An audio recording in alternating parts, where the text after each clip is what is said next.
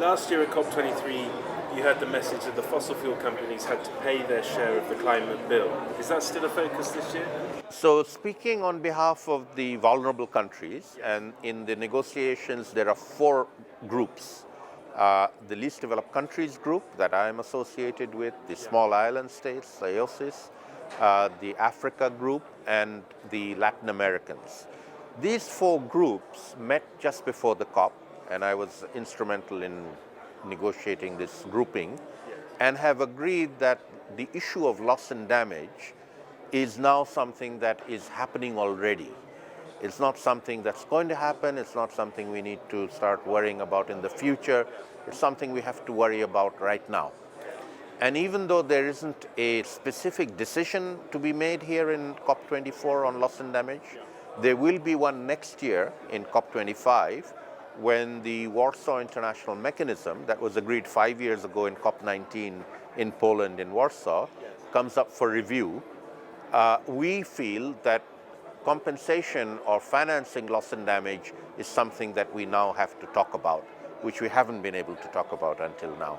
So we are talking about it, raising the issue, talking informally with everybody, and hoping that by next year in COP25 we can actually get a consensus around a decision to start compensation for loss and damage under the UN Framework Convention on Climate Change. Do you think that will happen within the UN framework? We are lobbying for that. We are asking for that. We are looking at opportunities to find ways of levying polluter pay levies on polluters to raise the money. Yes. So there are two aspects. One is agreeing that there should be a fund for loss and damage. That's what the UNFCCC does.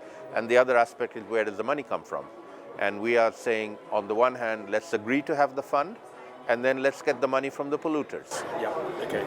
Makes sense. Yeah. Is there any potential for litigation in any of that, do you think? Litigation is another dimension. It's not a framework convention dimension. In fact, it arises when countries fail to abide by their obligations under the framework convention, which unfortunately has happened. And therefore, we are seeing litigation happening under national jurisdictions in various countries. The cases against the fossil fuel companies, for example, in the United States, who very clearly were aware of the problem and decided that they were going to keep on making money by polluting, even though they knew what the harm was of their own pollution. And they made a lot of money out of it, and they should be made to pay for it. Do you think that litigation as a tool is going to become more prominent? I think so. I think litigation's time has come now. It will take place more and more, especially since we are now in a position to very scientifically and validly attribute harm because of human-induced climate change. The recent events we saw, like the wildfire in California, Hurricane Florence in particular in the Atlantic, Typhoon Mangkhut in the Pacific, each of these three events, the scientists were able to attribute impacts because of human-induced climate change due to the large temperature increase of about a degree that we have already caused. So these are human-caused events.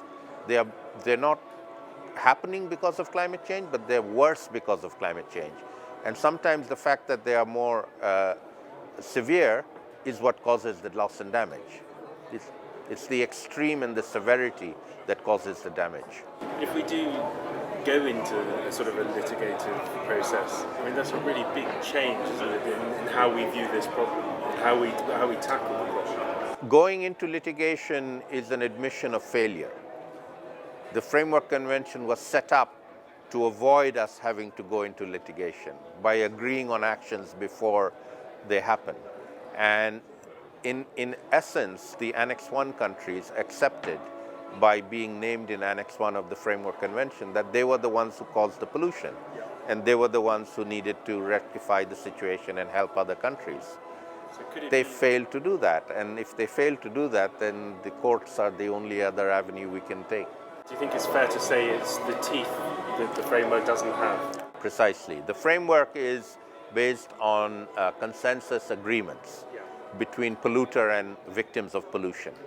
But the polluters have really failed on two counts. Firstly, reducing their pollution, they haven't done enough. And secondly, compensating the victims of their pollution, they haven't done enough. And so what's left for us is to take them to court.